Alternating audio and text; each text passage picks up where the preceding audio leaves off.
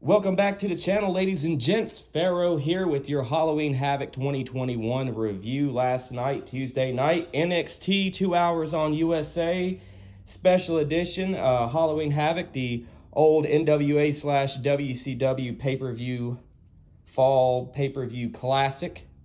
No inflatable gigantic pumpkin as Halloween Havoc tradition goes. None of that this year. Instead, we had Chucky. Chucky was all over this show. First thing we saw was actually a cold open for the show, previewing the matches, and Chucky was all over that. Chucky making his NXT debut tonight after that long storied rivalry that he had in the 90s with Rick Steiner and WCW, Rick's son, actually in the main event on this show. 4 championship bouts on the show. The first one, a triple threat Stairway to Hell ladder match for the NXT Women's Tag Team titles. This had the teams of Io Shirai and Zoe Starks, the defending champions, taking on Indy Hartwell and Persia Parada. I'm probably butchering that. Versus Toxic Attraction. This three-way, a lot of ladder spots in this match. Heading into this match, my prediction was that Toxic Attraction were going to take the gold, and that's what they did. The end points of this match, we saw Io Shirai dumped off of a ladder, a nasty ladder spot, onto a ladder that was bridged between the ring apron and the announce table. She took a nasty spill on that, did not break the ladder. And then Indy Hartwell, who pushed Io off the ladder, she makes her way up, trying to go for the belts. Doesn't see Gigi Dolan behind her, off a distraction, gets kicked off the ladder. Gigi brings down the belts, and Toxic Attraction are your new NXT Women's Tag Team Champions. We still have more stuff with Chucky, and then we go to a backstage promo. This is going to be a reoccurring segment in the show. It is Trick Williams and the NXT North American champion, Carmelo Hayes. They're basically at Dexter Lumis's haunted house. Okay, I think they did something like this last year with Lumis. But basically, Hayes and Williams are there to get Hayes' North American Championship belt back. But they walk through the woods, and they're trying to figure out how to get in the house, and they're being scared by kids in costumes. It's not for me. I'll say it's not for me. I wasn't really crazy about it, but we're going to get some more from this next week, and I'll get back into that later. Next up, we head back to ringside area for Grayson Waller, who's dressed as Dracula. We had Joe Gacy interrupt and says Halloween isn't inclusive. I'm digging the Joe Gacy stuff. I'm digging it so far. When people said that he was canceled, I'm like, oh God, really? No, and he's not, and that's cool, because I'm digging what he's doing. And he comes out, he has a short 2-minute match. Malik Blade, the story about what happens partially during the match, but as well as after, we see a video clip backstage. Harland who I guess is now aligned with Gacy. He comes in from the back and then puts his hands around Blade's neck when he gets to ringside. Gacy's like, don't do this, don't do this.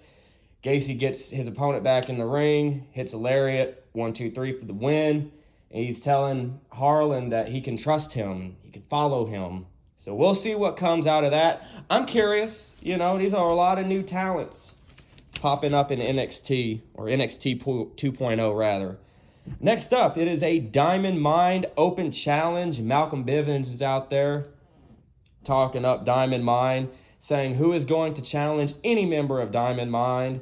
Then out comes Odyssey Jones. Odyssey Jones, another guy that I am fairly new to, but have been impressed thus far with what I've seen from him. He takes on Roderick Strong. I think these two have had a match before on 205 Live. I don't know who won that one. I unfortunately do not watch 205 Live. Tell me if I should down in the comments. Roddy accepts the match, and your NXT Cruiserweight Champion. The belt was not on the line, guys. It was funny. Bivens told Odyssey, he's like, your big ass is not 205 pounds or lighter. You are not getting a shot at the title. And it was not a title match. But we're getting ready for some more title matches after this. When Roderick Strong wins, beats Odyssey Jones. We have an Imperium promo in the back with Eichner and Bartel speaking their respective languages, talking about heading into this NXT Tag Team title match, which we'll see later in the evening against MSK. Next up, another championship match, this time for the NXT Women's Championship. It is Raquel Gonzalez defending against Mandy Rose. Mandy Rose has had a character change since returning to NXT, and I dig it. It's been working, and it's brought her championship gold now because Mandy Rose is now your new NXT Women's Champion. And nothing against Raquel Gonzalez. I think I've missed the bulk of her run outside of the program that she had with Dakota Kai. We'll get to her. Spin the wheel, make a deal. We had Chucky on it. It was a street fight. Nothing crazy. A lot of kendo stick shots. Chairs being put in the corner. We saw the steel steps come into play. Nothing too hardcore or extreme. This wasn't a death match or anything. But yes, Mandy Rose wins. Outside, though, prior to Mandy picking up the victory, Raquel was attacked by a hooded figure, looked like one of Undertaker's old druids, with a shovel. That allowed Rose to hit a running knee and get the belt. And then we see after Toxic Attraction is on the outside ramp celebrating. We see who it is. The mystery person reveals themselves. It is the returning Dakota Kai to NXT 2.0. Haven't seen her on the brand since the rebrand. There were reports that Dakota was doing dark matches before SmackDown and Raw. And I think as a babyface, she had a couple main event matches. Nothing, I guess, materialized from that because she's back in NXT. But that's cool, though, because I've been wondering where she was. Then, after this, we get more of Carmelo Anthony and Trick Williams at the haunted house. They're confronted by Loomis and Johnny Gargano. This is all to set up next week a tag match between these four, which I think Loomis and Gargano are going to win. It's going to put Gargano or Loomis, or both, in an opportunity for the North American Championship. Like I said, though, the haunted house stuff just really wasn't for me. It was just a little corny for my tasting. Maybe younger wrestling fans out there got a kick out of it. It just wasn't for me. Next up, we have LA Knight, who interrupts Grayson Waller. LA Knight, the original host of NXT, or was supposed to be the host of NXT. Grayson Waller said, well, I'm sorry you had car troubles. And Knight's like, who said I had car troubles? Who told you I had car troubles? How you know? Meaning, of course, that Waller had something to probably do with it. We'll probably get a match between these two at some point. I am surprised as all hell, though, ladies and gentlemen, that LA Knight was not drafted. I do not know what he is still doing in NXT. Nothing against NXT or the wrestlers down there, but if it's developmental now and are going for younger talent, bring him up. He can talk on the stick. Not a bad worker. Will he be WWE Champion or Universal Champion? Probably not. Will he main event WrestleMania? I don't know, but you can really throw... He's a WWE guy. I am sure he can fit in very well with the WWE sports entertainment style on Raw and SmackDown. We move on next to the NXT Tag Team title match. MSK defends against Imperium, Eichner, and Bartel. We have new NXT Tag Team champions. Imperium took this one. I've never been... It was spin the wheel, make a deal like all these championship matches was. It landed on lumberjack match. I don't care about lumberjack matches. Never have, probably never will. Just me. I don't know about you, just me. I could care less about the lumberjack gimmick. I think it's stupid, and I always have. 15-minute match, though, so these two teams got some time to go out there and shine and to show what they're capable of. Imperium now capturing their second NXT tag titles. Be interesting to see where MSK goes from here. I could see them having another run potentially if they want to do that.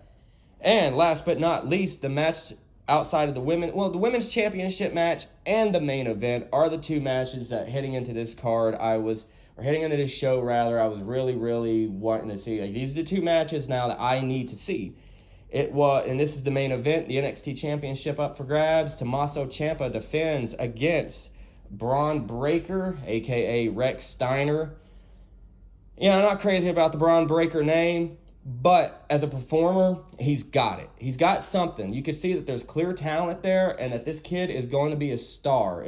Barring injuries or personal mistakes, what have you, I think Braun Breaker, this guy is going to go places. I could see WWE really hitching their wagon to him and pushing him. Now, he looks like one of their projects, like how Roman Reigns has been a WWE project. I feel like Braun Breaker is going to be one of those guys that they're going to try to, I guess protect, yeah, protect, but they're going to take care of, yeah, in a sense. And he has the ability too. That's the thing.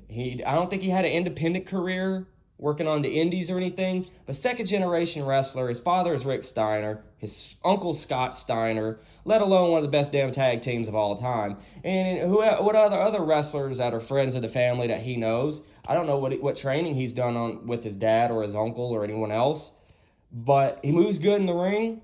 I'm not saying that he's a polished performer like Ric Flair or Shawn Michaels, but in time, he can only just improve. Look at Mandy Rose. She has improved gradually with time, and now it has brought her a women's championship.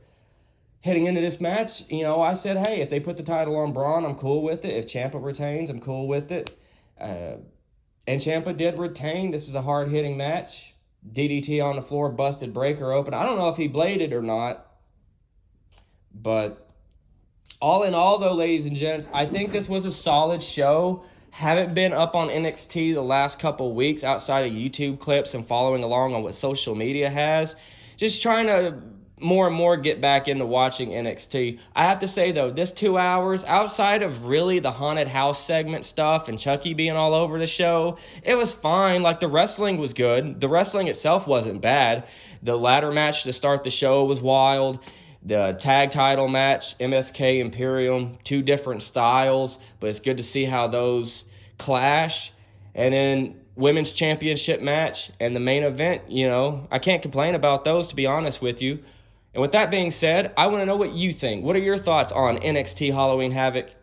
Let me know down in the comments below. And if you enjoyed today's review, please don't forget to smash that like button and hit that sub for all new videos. Thank you so much, guys. Have a great one.